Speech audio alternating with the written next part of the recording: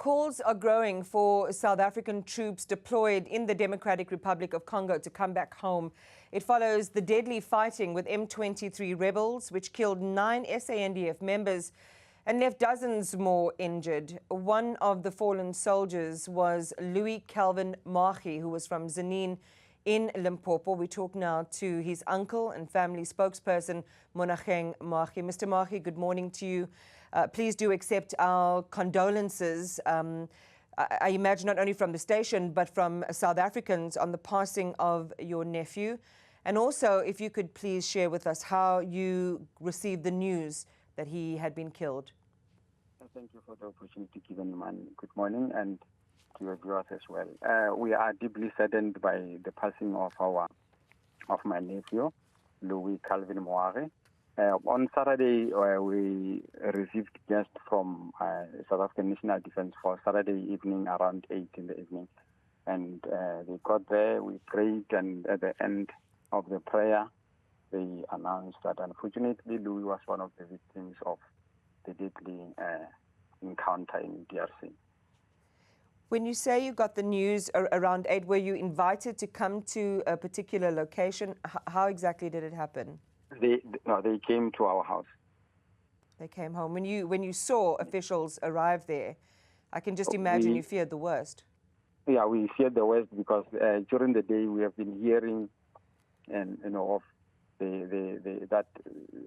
from the media that there was something that happened, and when we saw them, we just feared the worst, and unfortunately it was just the sad news that we received. Tell us a little bit more about your nephew. He was a very kind person, loving, ever smiling, a hardworking person, a dedicated someone who, whenever he's given a task, he will make sure that he finishes it, and a peace-loving person, friendly, energetic, a sporty person who always was, a Pirates fan who wanted always an avid soccer player here at home. Did he always want to be a soldier, Mr. Mahi? Yes, from a very young age, because a family member of a cousin of his mother was a soldier. So he always wanted to be a soldier. So when the call came through, he just finished, did N4 in electrical engineering in Polokwane, but he was here at home. So when the call came through that he must have been recruited to go for training, it was very good news for him and us as a family, not knowing that, this will befall. And what were his aspirations? What did he dream about ultimately becoming?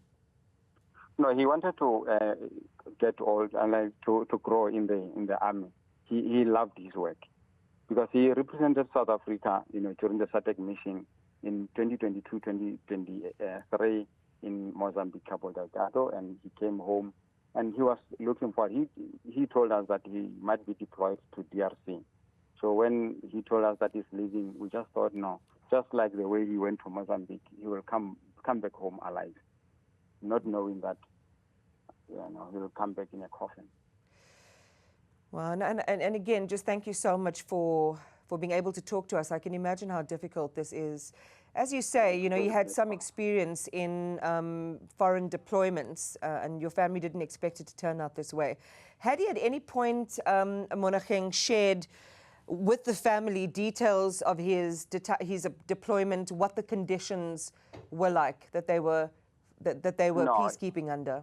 I mean, I guess it's also, you're not allowed to share those details. But yeah, he's not allowed, and even just like with myself, I won't share like the details that are not because eventually your family will not feel happy that you are at work at such environment. So I can understand why he did not want to share, even though we don't know. He never shared, all these gruesome details of what's happening that side. Yeah, we never know. We never knew. He never shared any of those.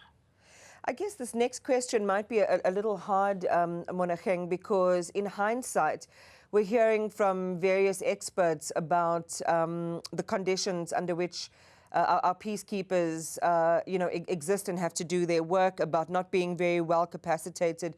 You talked about Louie being part of the SAMI DRC detachment. We know that I think 7 from that detachment belong to the SANDF, and they were killed. 2 others from the MONUSCO detachment, also from the SANDF, were killed, and those detachments were all working together in this peacekeeping operations. What do you think now about the level of support that they would have received, or is your mind not even there yet? You're just dealing with the primary grief that you feel?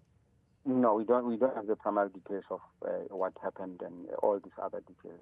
We just had the bad news, and we don't have much information actually of exactly where it happened. We just had it might happen to such and such a town, but we do not have these little details of exactly what happened, and we don't have such information.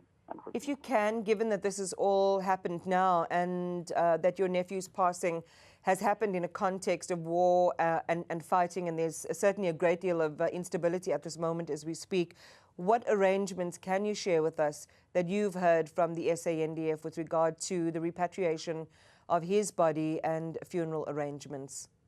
We haven't arranged any funeral because the bodies haven't been repatriated, or we do not even know when they will be repatriated. So, but we are keeping in touch with personnel from South African National Defence Force. They're keeping in touch, but we do not have any details as yet. Mr. Mahi, so once those we have the details, they will be shared with you guys.